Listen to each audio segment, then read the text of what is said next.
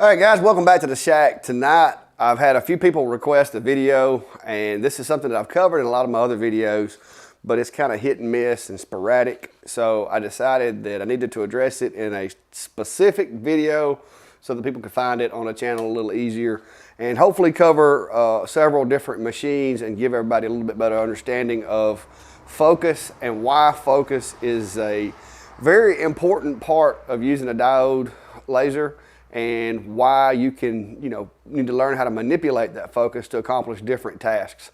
Some of the things that people don't realize is that by moving the focus, you can penetrate the cut deeper into the wood. That was something that I had addressed with the X-Tool D1 early on, and then when they came out with the Pro Series, X-Tool actually took that philosophy and incorporated it into the machines. And there's a lot of people apparently that don't understand exactly how that works or how that's intended to be used. So we're going to kind of go over that, and I'm going to do a little bit of different adjusted focuses to show you how you can actually use your focus if you're having problems with engraves not being dark enough, or having a problem with the laser not wanting to cut through a piece of wood.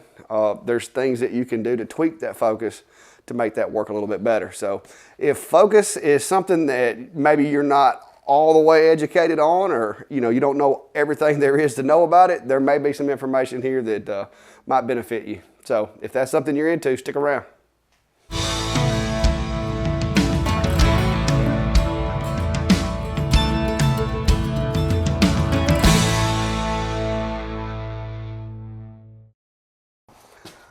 All right, guys, found another use for the dry erase board that I put on the back of the door.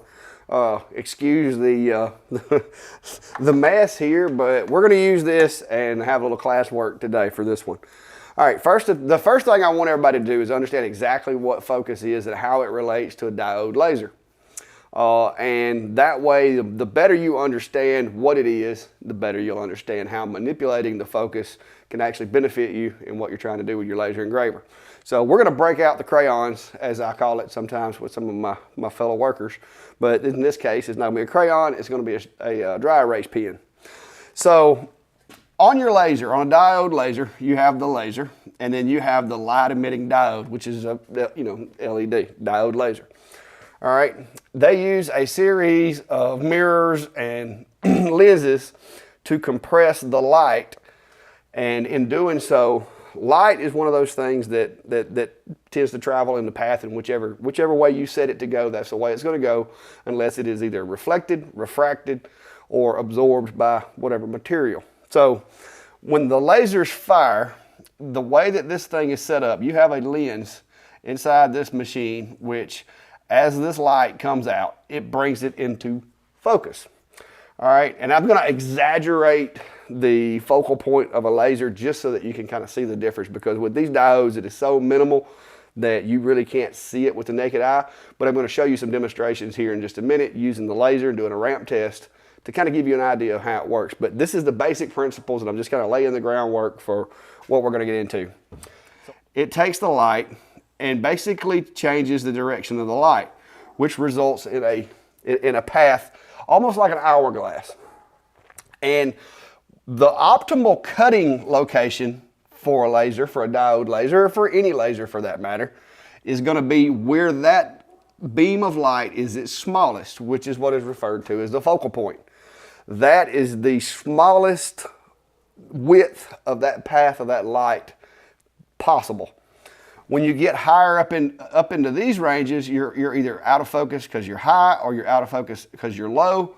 The light isn't concentrated into as small of an area, and when it does that, you tend to have a lot more burning, a lot more charring, and a lot less penetration into the wood, because all of that light is hitting the material, but it's not penetrating. Think of it as kind of like this. All right, if you've got a knife, okay, we're going to use this just to kind of get the point across.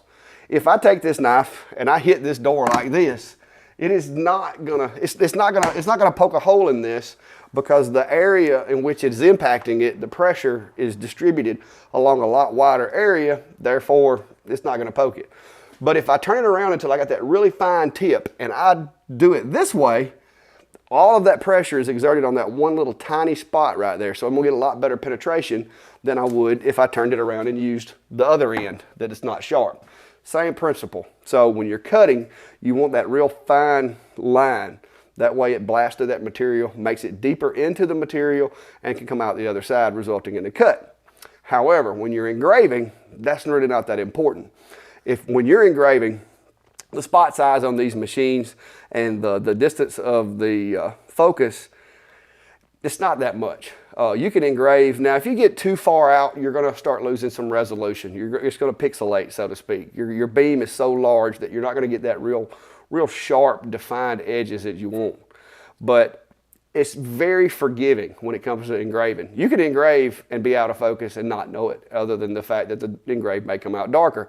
But when you're trying to cut, engraving or cutting, the focus is very critical. Now, another illustration here. Let me get my little rag. So now that we've kind of talked about how the light is focused, I'm going to take and I want to show you, if you have a piece of material, and we're going to draw out a piece of wood here, and you set your focus to where the smallest part of your diode beam is right here at the surface of the material, then what you've got is you're basically, the laser beam is going to be like this. So as you're coming into the top, that's where your best cut is going to occur, is right there at the surface. As it gets deeper, your cutting ability is going to decrease to the point to where eventually it's just going to quit. It's just going to be so much of a wide beam that it's going to start burning rather than cutting. So one of the advantages to being able to move your focal point is you want to set your focal point in the middle of your material. Reason being, when you have that beam coming through the material, if you look, now you're equally out of focus on both sides of the material, which is going to result in a lot thicker cut. You're going to be able to cut a lot thicker than what you normally would, because here, this beam is going to be so far out of focus that it's not going to work. But here, the focus in the top and bottom is going to be almost the same as what it is in the center of the material here. So that's why when you're cutting, you're going to want to go down with your focus, and preferably, if it's a really thick material. If it's a thin material, it really doesn't matter. Like I said, these things have a pretty tight focal plane, and that plane is very slender as it comes down. So as long as the material is not just crazily thick, you should be okay. I can cut 8 to 10 millimeter material with a 20 watt without a lot of adjusting on the focus. Now, it's going to take more passes than if I cheat it down. So if you ever hear me refer to cheating the focus down, that's what I mean, is you cheat the focus down into the material. Because if this is a 10 millimeter piece of wood, and you focus it here, which is 5 millimeters into the material, then by the time it makes it to the center of the material, it's halfway through, and it's only another 5 millimeters worth of material to get out the other side. So you're going to get a lot cleaner, a lot more consistent, and better shaped cut, because it's very minute, but you can notice on a lot of the time when you're cutting really thick material, you can actually notice the angle of the beam as it goes through the bottom, as it gets out of focus, but it's very, very, very minute. But basic principles of why I'm saying to cheat the focus down and how the focus works. Now, if you've got a material that is very hard to burn, that doesn't want to burn really dark, a lot of people use borax, a lot of people use these different approaches to try to make an engrave darker on certain woods. But the reason is if you get the laser perfectly focused on the surface of some materials, that laser beam is so hot and so precise that it basically vaporizes the material before it even has a chance to burn it, especially at higher speeds. So you can actually cheat up or cheat down your focus, widen that beam, and instead of vaporizing the material and turning it into dust, it'll actually have more of a burn effect, which is going to result in a darker engrave. What I'm going to do is I'm going to just bring my laser way up out of focus. All right, and what I'm going to do is I'm going to take this piece of wood and I'm going to make me a little ramp right here, and this is commonly referred to as a ramp test. A lot of guys with CO2 machines use this when trying to adjust the focus on a machine, and all I'm really wanting to do here is to demonstrate how focus can affect the width of your burn and when to set it and when not to. Now, the one thing that I want to go ahead and cover before we move forward is with the X-Tool D1, this right side over here, if you'll look, there's a little scale on the right side of this thing. If you loosen this lever, what that does is that allows the laser head to move independent of the housing, which allows you to cheat that focus down. The scale only goes to 4, I think it is, or maybe it's 6. No, the scale goes to 6. Yeah, pretty sure that says 6, guys. So basically what that scale tells you is you can cheat your focus down 6 millimeters. Now, I will tell you, make sure you have a perfectly flat piece of work material, because that's awfully close with the air assist nozzle. But that allows you to have a measured depth into the material. And the deeper you go into the material, of course, the better you'll have penetration on the outside of it. This is a piece of 3/4 inch pine, and you can cut this stuff with this machine, but you do have to cheat the focus down. Currently, I have that set to 0, so that is set to where the laser is at the same elevation as the module. So I'm going to go ahead and let the leg down. I'm going to move all the way up to the top of my little ramp here, and I'm going to have the very top, I'm going to come in about 1/4 of an inch just so you can see it. At the top of this ramp right here, 1/4 inch in, is actually where the focus is intended to be. As the laser goes this way, I'm going to become more and more out of focus on this cut. So let me get over here and set this guy up right quick, and I'll be right back. All right, guys, so I've got my little ramp test configured here. What I've done is I've got a small box that's going to go all the way, pretty much the entire length of this piece of wood. It's going to turn, it's going to come back up. Remember, right here, about 1/4 of an inch from the edge of the material is where this machine is intended to be focused at. I have this cut because I'm just doing trying to do a real thin line so that you can be able to see it without any charring or anything. So I'm going to be running this at 50 millimeters per second at 100% output. And I do have my glasses on, but I'm going to have to turn the vacuum table on just to keep the smoke down. And I will not be running air assist on this because I want you to be able to see the full effects of the laser without air.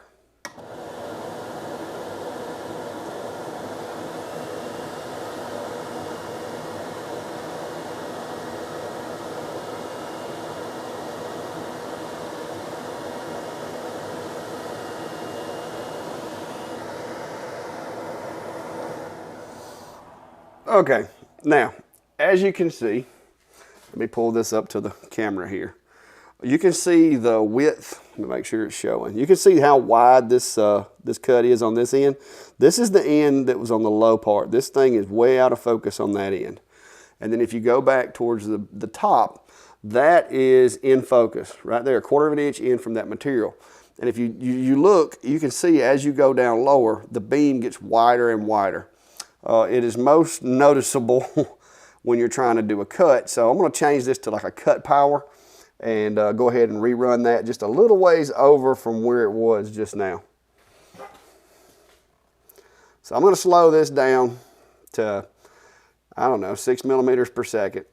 And we're going to run it again and see if you can see how big of a difference you can tell here. So here we go.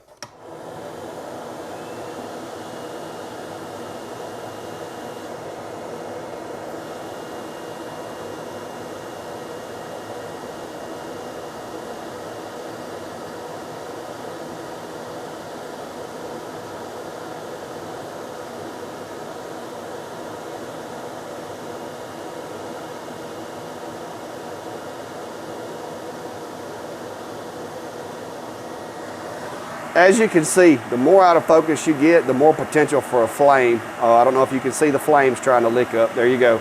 There's your flame. So I am going to run some air assist to prevent a fire. There we go. So my bad on that. I just don't want to burn anything on my laser. So we're going to run air just to keep the flames down going this slow. But you will definitely be able to see, running cut speeds, you will definitely be able to see the increase in the kerf and the way the beam scatters.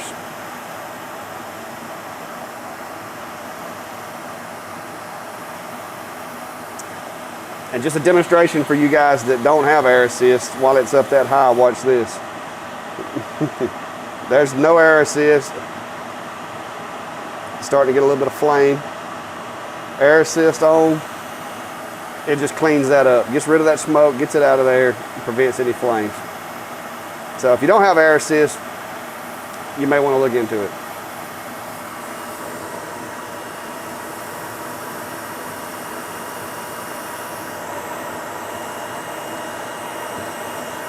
And I'm going to show you too, the piece of wood, I don't know if you see it, where it overlaps, it comes out onto this other piece of wood right here. Watch what happens to that piece of wood when it comes off of there. Watch how wide that kerf is. That is about 3/4 of an inch out of focus, and that's what you get. So I'm going to show you both pieces. So at 3/4 of an inch out of focus, that's what the kerf looks like, guys. That is the width of that beam at 3/4 of an inch. Now you get very little penetration, but you get a nice dark burn. So if detail is not what you want, then maybe you do need to be out of focus. All right, this is the piece that I did the rep test on. This is in focus back here. 1/4 of an inch in from the top of this board is in focus. As you get down, that's out of focus. But you can notice also, not only does the beam get wider, but the burn gets darker. So that's kind of just to demonstrate to you how the beam, how it acts.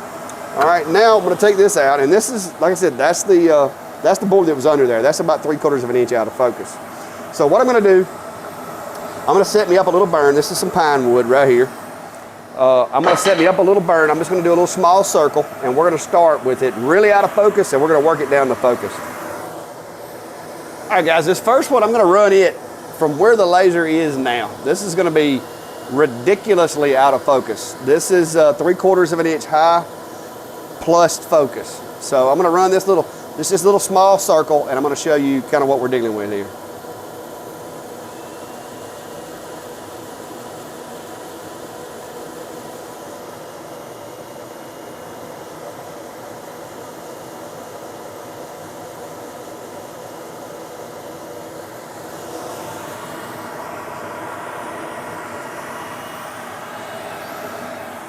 All right, as you can see, at that power, that's 6 millimeters per second. I forgot to change it. No, that's 100 and 100.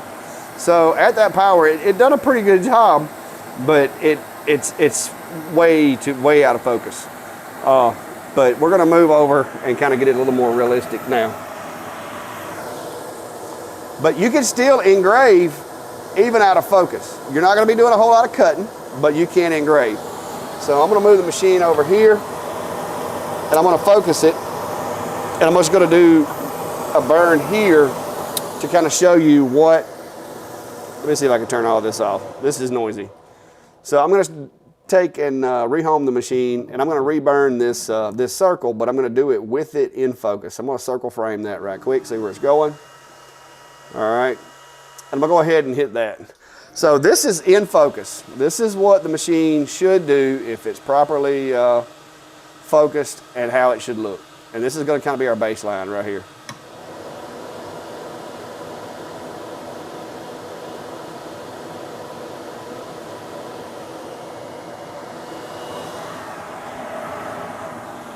All right, you can see it's a lot. The circle's actually smaller because it's not out of focus. The edge is a lot more crisp. You got a lot more detail to the edge there, as opposed to this other one, which is just kind of a little fuzzy around the edges. So I'm going to take it on over. I want to go ahead and circle frame so I know where this is going.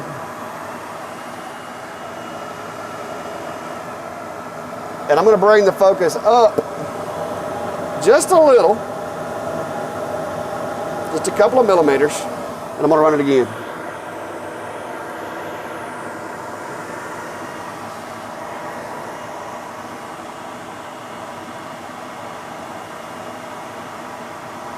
Now you can see the flames. The more out of focus you are, the more potential for flames you have. I don't know if you can see that flame trying to lick up there, but the further out of focus you get, the more flames you're going to get. And as you can see, these two look almost identical because I wasn't that far out of focus. I just came up a couple of millimeters. Now with pine, you can see the coloring's not that much of a difference, but in certain woods, it does actually make a little difference in the burn. All right, so I'm going to swap this pine out, and I'm going to move some cypress over here and go ahead and circle frame that. All right, I'm going to go ahead and set this guy back to focus. Now 100 and 100 is kind of my engrave speed. It works pretty well regardless of the species of the wood. this cypress at 100 and 100 is probably not going to engrave really well in focus because it does tend to eat it up pretty bad. But that's my magic number. If you've got a 20 watt D1 and you're doing wood, 100 and 100 is usually a good sell off. But as you can see, it actually blackened pretty well that time. And you can see how nice and crisp the edges are to the hole. Everything's in focus. The edge, it almost looks like you punched it out of there with some kind of cookie cutter, and that's kind of the way you want it to look. So if I take and raise the machine up, I'm gonna go really high on the focus. I'm gonna exaggerate the focus this time.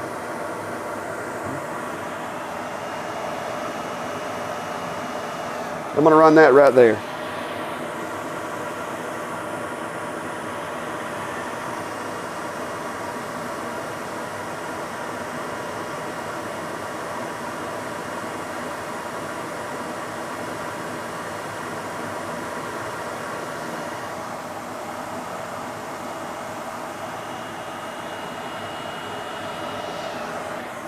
Now, as you can see, you kind of lost a little power, so it didn't get quite as dark because I got it way focused really high. And you can see you get a lot more charring around the edges, so you don't have that nice clean edge. But with engraving, focus is not really a major concern.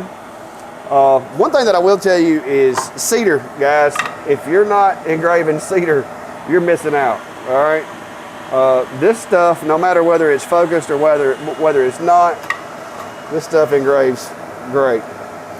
So this is really high out of focus, but we're gonna go ahead and run this. So the moral of the story is if you're engraving, focus is not really that critical. You see the flames trying to lick up, that's because we're way out of focus.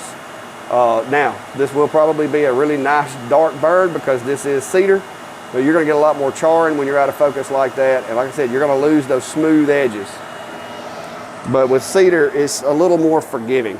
You can see that cut, even though it was way out of focus, it's still relatively cool looking design there, cut.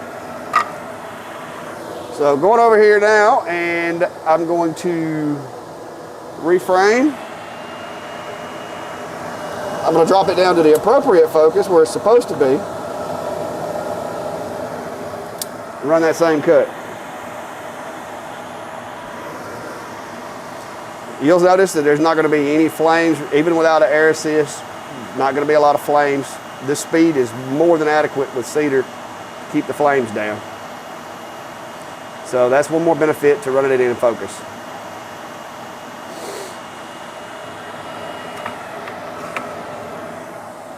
Now, the edges are a little clearer, a little more crisp. Like right here, you had that one little spot that it didn't burn real well, so you got a lot more, it's a lot more crisp with it in focus. Now, engraving, you want it focused to avoid flames, to avoid a whole lot of issues with the clarity of the cut and all of that. It's not that critical. But with cutting it is very important. I'm going to do what I like to call a drop test here, and we're going to run it focused two different ways. All right, I'm going to run this first one. I'm going to run it focused to the surface of the material, and then after we do that, I'm going to go back and I'm going to rerun it, but I'm going to do it with the focus penetrated into the material. So let me get my little circle. We'll make it a little bit bigger and throw it on top of that piece of wood there on my camera. I'm going to set this for 10 passes because this is 3/4 inch pine. So I'm going to set it for 10 passes just to see when it drops. Home the machine. I'm using a circle frame to confirm where my cut's going. I will be running air assist because if not, I will likely get a flame. So I'm going to run my air assist. I'm going to run full air on this cut. And we're going to see how many passes it takes for it to drop this 3/4 inch piece of material.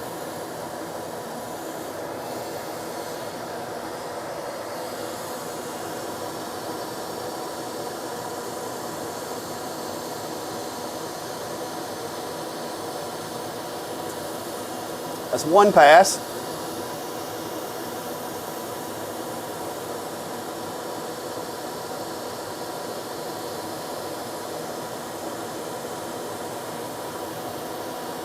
That is two.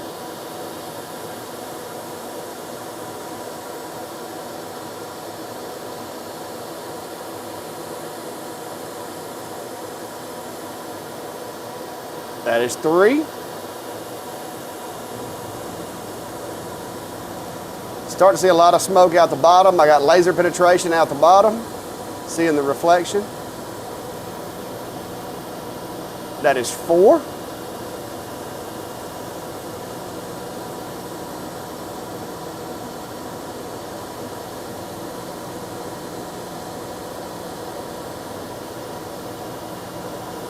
Five passes.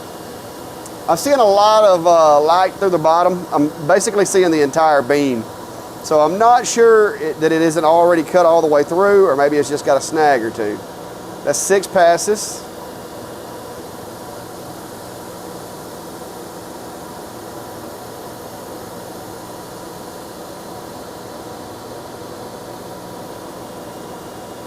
That's seven passes.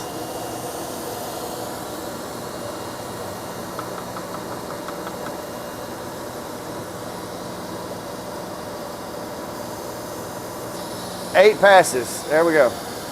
So at eight passes, the piece was able to fall out. It looked like it was cut, but it wasn't quite cut, but it got it on that eighth pass. So that is eight passes, surface focused to the top of the material, all right? So now what I'm gonna do, because I've had people ask me about this, let me turn some of this noise off. I've had people ask me about this, so what I'm gonna do now is, this is 1/2 inch material. Let me go ahead and confirm. Or 3/4 inch material. Let me go ahead and confirm with that and make sure. You're looking at, well, it's close to 3/4. It's saying it is 0.7 inches. So that's pretty close to 3/4. All right, here's the piece that we cut out on the 8 passes. All right, so I'm going to take this piece of material, I'm going to put it back in here. And what we're going to do this time is I'm going to penetrate using the right adjustment. You want to keep it adjusted with the left adjustment. You want to make sure that that stays to the normal surface adjusted. And then once you get that leg up, then what I'm going to do over here is I'm going to drop this down, and I'm going to go all the way down to where it says 6 millimeters. Which is as deep as you can make it go. Now, like I said, the nozzle is almost hitting my material. That's one thing that they kind of an oversight on their part is the air assist nozzle is almost touching the material. But we're going to go ahead, we're going to be running air assist. Shouldn't be an issue with that. It may get a little dusty in here. But I'm going to go ahead and home the machine and send that to run. And we're going to do that same exact cut. I'm just going to move it over. We'll leave the passes set to 10, and we'll see how long it takes for it to come through on that one. So here we go. Let me go ahead and circle frame just to make sure that my laser head doesn't move the material.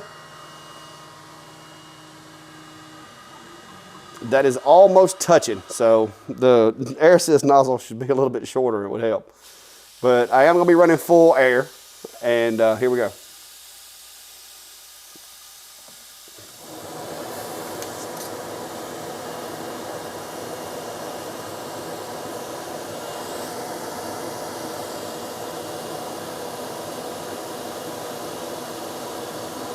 All right, that's one pass there.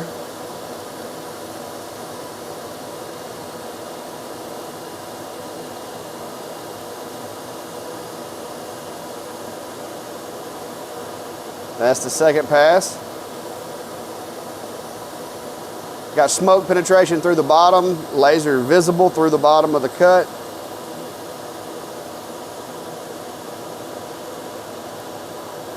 That's the third pass.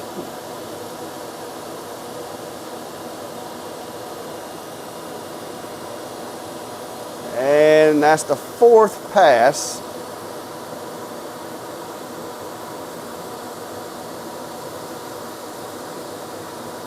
All right, the laser is staying visible, so I'm thinking it's cut. I think it just doesn't want to fall, so I'm just gonna bump it and see if it falls out. There you go. 4 passes, and she falls out. So I'm gonna go ahead and stop that and take that back home. So, the conclusion of this experiment, guys, is this took 8 passes. This only took 4. The only thing that I changed, this is the same piece of material. I even kept it in the same grain pattern on the material. This is the same piece of material, same grain pattern, same laser, same everything. Focus was set. The only thing that I changed was I adjusted this down to penetrate 6 millimeters deep into the focus. Now, like I said, it's almost touching your material at that point. So I would avoid that unless you can confirm that it's a perfectly flat piece of material that is not going to raise up on you, because that could get really bad, especially at cutting speeds, and could start a fire. All right, guys, I hope this helps. This is kind of like, I guess, my way of explaining focus to you. It is not the most scientific method, but is, in my opinion, is a very real world method and explanation of how focus works and how it affects your work pieces. Like I said, focus in engraving, it's not all that critical. Sometimes you can actually play up or down with the focus, preferably up, because, you know, if you're going to be out of focus, move the laser away from the workpiece instead of closer. That way you got less risk of an impact or moving the material around. But engraving, sometimes material that doesn't engrave real well, pull the laser a millimeter or 2 out of focus and run another test burn and see what difference it makes in the way it reacts with the material. Because sometimes that wider beam, you saw that the wider the beam, the more potential for fire. So the wider the beam, the more heat, the more burn you're going to get. The smaller the beam, it's just going to destroy the material and it's going to come out in dust. I don't know if you could see that as much through the camera as I could watching it in person, but you start seeing a lot more smoke when it gets out of focus. And so there's a lot more fire, a lot more flame going on, as opposed to when it's perfectly in focus, it tends to just obliterate the material and makes it go away. So for those of you that messaged me and said you would be impressed if it was a 3/4 inch piece of material, there you have it, guys, okay? That is 3/4 inch material. A lot of folks are asking me about the new 40 watts that are coming out. Keep in mind that focal limitations are going to plague any diode machine unless they step it up and come out with an interchangeable lens for the outbound laser. That's where a lot of your CO2 machines have an advantage over diodes, is because you can change the focal laser and get a longer focal length and gives you a lot more depth of penetration and so forth when you change those lenses out. Diodes typically have a fixed lens that you can't change out. The only lens that you can really even access on a diode laser is more or less a protective layer to keep the dust and dirt from getting up inside the machine and touching the actual lens inside the machine. That little plastic piece that everybody calls a lens, it is a lens, but it's just basically a clear lens. It has no effect on the light coming out of the machine. The one that matters is up inside the module, and that is the one that the outer lens or cover is supposed to protect. So the only real way that I see they could fully take advantage of that 40 watt would be either to go internally and increase the focal length of the machine, or have interchangeable lenses like a lot of your CO2 machines have. And I don't know how they're going to do it yet, but hopefully maybe we'll get to find out. But for now, can you cut 3/4 inch material with a 20 watt X tool? Yeah, you can. Does it help to penetrate the focus down 4 to 6 millimeters? I would probably just stick with 4 to avoid having to worry about the head hitting the material. But I went ahead and went all the way down to 6 just to try to get that quick cut so I could show you. It takes 8 passes surface focused, and only took 4 passes with the focus in the middle of the material, or as close as I could get within the adjustments. So food for thought, guys, when you start trying to cut out those projects. It's not going to make a lot of difference on your engrave if you cheat the focus down. Your engrave, unless you really cheat it down, you're not going to lose a lot. I mean, very, very minute changes to the engraving ability. May even get a darker engrave, but if you don't cheat the focus down, then your cutting ability is going to be diminished drastically on thicker material. So just food for thought, and some folks had asked for it, and so I didn't have anything going on majorly tonight. And so there you have it. So I hope this helps, guys. If you haven't already, please hit that subscribe button. My new goal is 10,000. Okay, I know my goal keeps going up, and I guess that's the thing with goals, is they're supposed to continue to go up. But I want to try to hit that 10,000 mark, and I'm getting closer, getting there. And I appreciate everybody's support, appreciate everybody watching. But if you haven't already, guys, hit the subscribe button, hit that notification bell, so that when I come out with something interesting or helpful, you'll get that little pop-up, and you'll know to come check out that video when you get a little free time, or bored sitting in traffic, whatever. Who knows? But anyway, until next time, guys, stay safe and have a good day.